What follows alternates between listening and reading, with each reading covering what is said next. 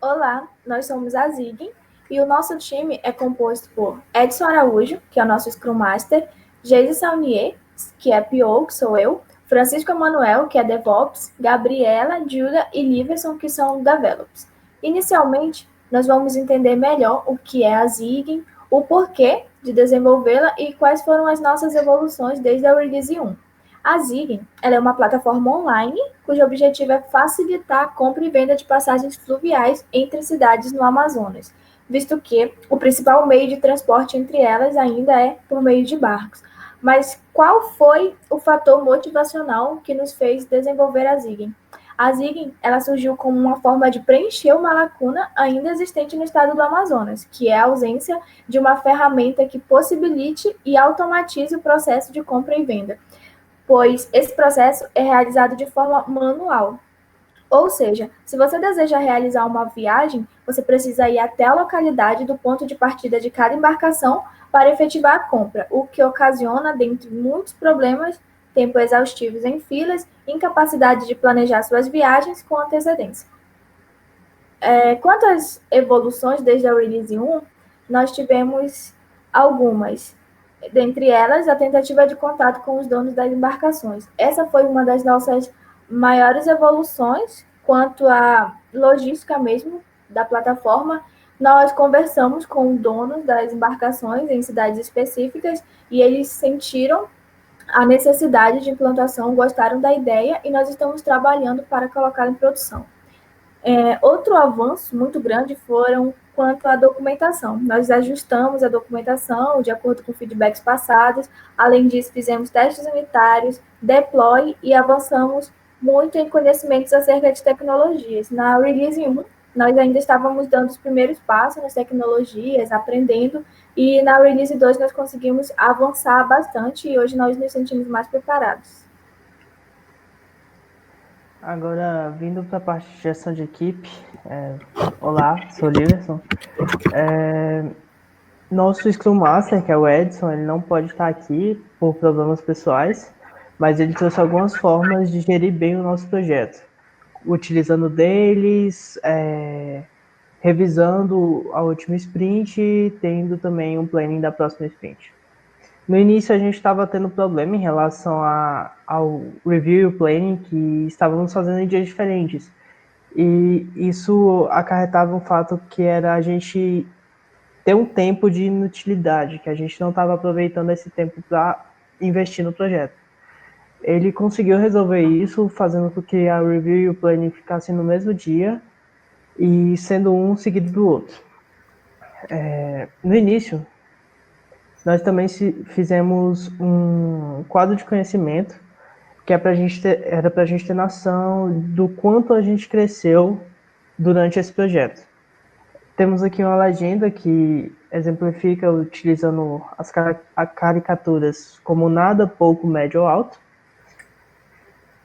E aqui temos nossas ferramentas iniciais, que foram setadas quando nos deparamos com o projeto e tivemos nós mesmos que decidir o que iríamos utilizar para desenvolvê-lo.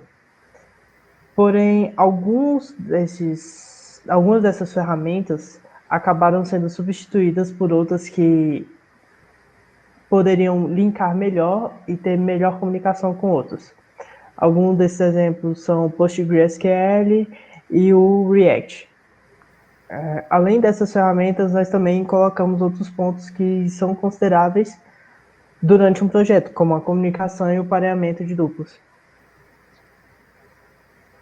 Também, durante o projeto, nós notamos que a relação que tínhamos de trabalho e do quanto isso estava refletindo no projeto em si não parecia muito condizente. Isso também a gente teve esse sentimento quando olhávamos em questão do código e também nos nossos commits do GitHub. E para poder sanar um pouco essa necessidade, a gente criou uma planilha de horários e nessa planilha tem a data, o tempo em horas barra minutos que nós trabalhamos, em qual atividade nós trabalhamos, tem o tempo total de todo o grupo e temos a sprint que a gente trabalhou. E isso fica nos nossos documentos, demonstrando no que trabalhamos e por quanto tempo.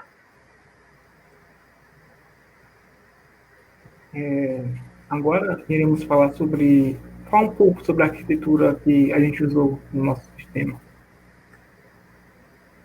Basicamente, é bem simples essa parte. A gente dividiu todo o projeto em três grandes áreas, que é a parte do database, da API REST e do client. Sendo que o database, a gente escolheu Postgres por ele ser um banco de dados relacional. Como você consegue ver aqui na imagem esquerda, você vê o nosso DF que a gente fez, que é um diagrama que representa todas as todas as relações que as entidades têm entre um e outro. No nosso back-end, a gente optou por escolher o Node, por ser uma tecnologia bem utilizada hoje em dia para criar API REST. Né? E na parte do client, praticamente é o nosso front-end, que no caso a gente escolheu a linguagem TypeScript para fazer isso. E basicamente todos esses ambientes estão isolados um do outro e a gente usou o Docker para fazer isso. E para fazer comunicação entre essas grandes áreas, a gente usou o Docker Compose, que faz essa parte de gerenciamento de containers.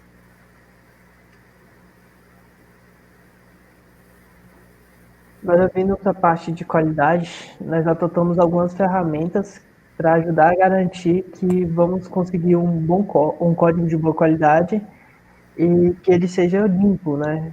Do bom compreendimento para a pessoa que vai ler e continuar desenvolvendo. Uma dessas ferramentas é o Code Climate. Essa ferramenta ela ajuda a gente a ver que pontos o código pode estar muito repetitivo, que pontos o código pode estar mal otimizado. E quando a gente tenta mesclar isso com o nosso código principal, ele aponta esses erros para a gente. Assim, fazendo a gente dar uma revisada no código para garantir que nada vai estar errado quando criarmos nosso pull request e juntarmos ao código mais estável. Além do Code Climate, nós também realizamos os testes unitários. Para isso, nós utilizamos o Jest, que é a tecnologia mais usada atualmente no mercado para essa finalidade, porque ela cobre tanto o front-end quanto o back-end. Com isso, nós conseguimos alcançar uma cobertura de 74%. Agora, vamos ver como foi feito o nosso planejamento e como ele acabou sendo de fato realizado. Bom, o nosso trabalho foi dividido em 2 releases e cada uma delas em épicos de documentação. Na release 1, focamos na parte da documentação. Nós criamos o documento de visão, onde constam o documento de arquitetura e o planejamento do projeto como um todo. Nós também geramos o protótipo de baixa fidelidade e o de alta fidelidade. Para os épicos, nós fizemos a autenticação do banco de dados e implementamos uma feature, que foi a tela de login. Já na Release 2, o foco maior foi na implementação das features restantes e também nos testes unitários, deploy, integração do front com o back. Para a parte da documentação, nós fizemos alguns ajustes necessários que acabaram surgindo no decorrer do desenvolvimento do projeto e também criamos o GitHub Pages. Bom, esse é o nosso backlog. Nossos usuários ficaram divididos em administrador e passageiro, e o projeto como um todo em 2 grandes épicos, que foi o administrador poder gerar todo o sistema e o passageiro poder pesquisar e comprar passagens. Essas são as nossas funcionalidades que nós nos propomos a desenvolver. As únicas que não realizamos foram a 2 e a 7, porque nós decidimos reduzir o escopo do projeto. E para a última funcionalidade, nós necessitávamos de trabalho terceirizado. Agora vamos falar um pouco sobre o DevOps, né, e como a gente aplicou em nosso projeto. Apesar da matéria MDS pedir apenas que a gente fizesse o CI, a gente optou por tentar fazer toda a pipeline DevOps. Como podemos ver aqui na imagem, ela é orientada a feedbacks, porque a cada sessão que ela vai percorrendo nessa esteira, ela vai dando um feedback. Isso acaba ajudando a gente diretamente na parte de criar uma release ou fazer um deploy, né? Porque evita que alguém comite alguma feature quebrada e isso pode acabar prejudicando uma feature que já está ok, já está funcionando 100%. Ou então até desestabilizando uma branch que já está estável. Na parte do CI é bem simples. O CI ele vai fazer essa verificação que quando você criar uma nova linha de código e for mergear a uma branch específica, ele vai verificar se essa sua linha de código vai quebrar essa branch. Se quebrar, ele vai apontar um erro e diretamente o Scrum Master vai apontar esse erro para essa pessoa e pedir para essa pessoa consertar, para poder assim a gente fazer a review novamente e conseguir fazer o merge. Se, caso contrário, se der certo, o merge é feito normalmente e apenas isso. Na parte do CD, é basicamente essa parte do CI novamente, ele vai rodar tudo isso novamente. Depois que rodar isso e estiver tudo ok, ele vai fazer um deploy automático. No caso, a gente usou o Heroku, a gente optou por usar o Heroku. Aí ele vai fazer esse deploy e simplesmente é isso. Bem simples mesmo. E na parte de release, a gente praticamente fez 4 releases no back e 3 no front. Sendo que esses números aí, existem algumas pré-releases também. E é simples, tá?